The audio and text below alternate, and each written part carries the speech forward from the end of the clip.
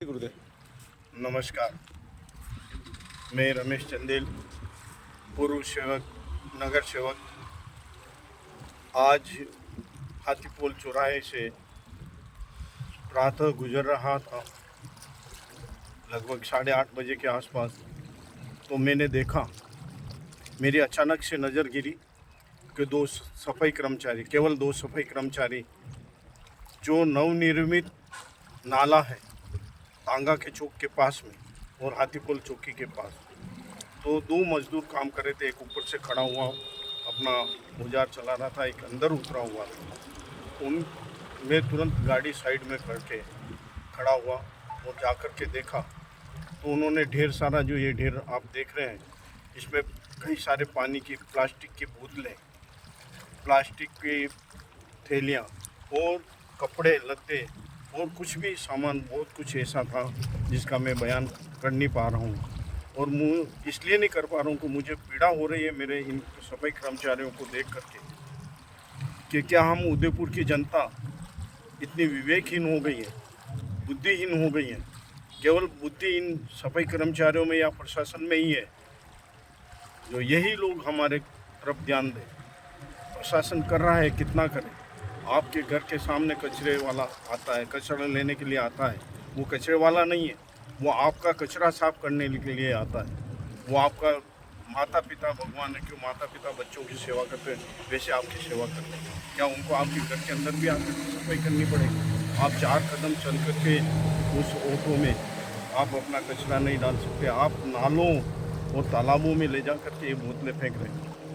मैंने कल समाचार पत्रों में देखा था, कई जिलों में इतना पानी भर गया कि बड़ी बड़ी गाड़ियाँ पानी में फंस गई। रोड पर पानी फैला हुआ है, रोड पर तालाब बना हुआ है, उनमें गाड़ियाँ फंस गई, कई दिवंगत भी हुए कुछ महानुभाव।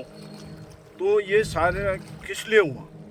ये जो आज मैं स्थिति देख रहा हूँ, ये बोतलें पड़ी है इस नाले में से, ये भाई लोग निकाल रहे हैं। कितनी पीड़ा हो रही होगी इनको भी, इनके ऊपर झोंके भी चढ़ती होगी, कीटाणु भी लगते होंगे। क्या यही इंसान है? हम लोग इंसान नहीं हैं? हमारे को इनके बारे में नहीं सोचना चाहिए? हमारे को अपने शहर के बारे में नहीं सोचना चाहिए?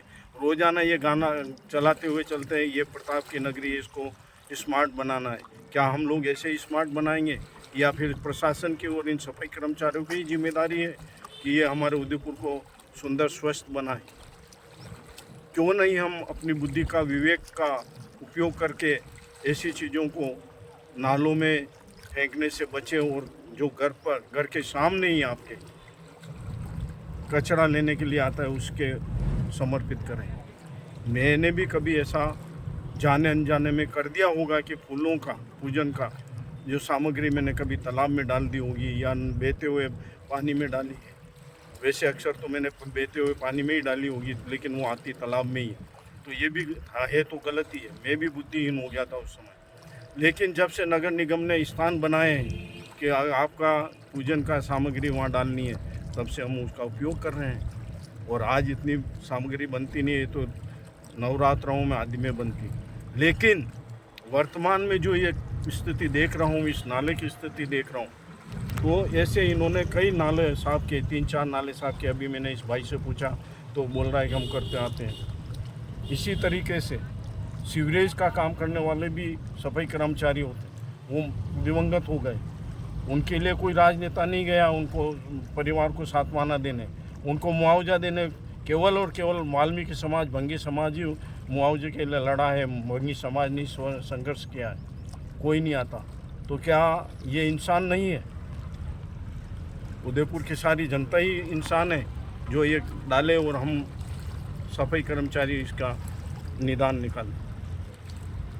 मेरे आप लोगों से, उदयपुर शहरवासियों से विनम्र प्रार्थना है कि आप ऐसा करते हुए किसी भी व्यक्ति को देखें, उसका फ़ोटो खींचें और प्रशासन को दें, पुलिस प्रशासन को दें कि ये आदमी इस तरीके से पानी की बोतल है या थैली है पानी में डाल रहा है या नाले में डाल रहा है, तो उसे रोकें और इसी प्रकार शक्ति होगी। बाकी तो ये चलता आ रहा है सदियों से, शायद ये चलता रहेगा। और इसी तरीके से वाल्मीकि समाज आप लोगों के पेड़ चढ़ता रहेगा। मेरा निवेदन है कि आप इस बात को गंभीरता से लें।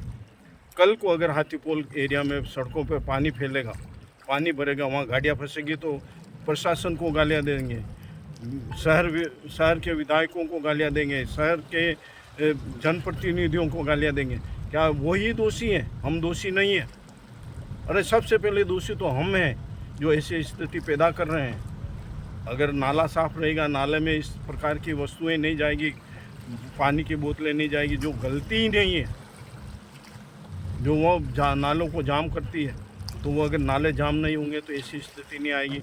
मेरा विनम्र निवेदन है कि आप इस प्रकार की गलती करने से बचें और सफाई कर्मचारियों को भी थोड़ा सा सम्मान दें। धन्यवाद। जय भारत, जय हिंद।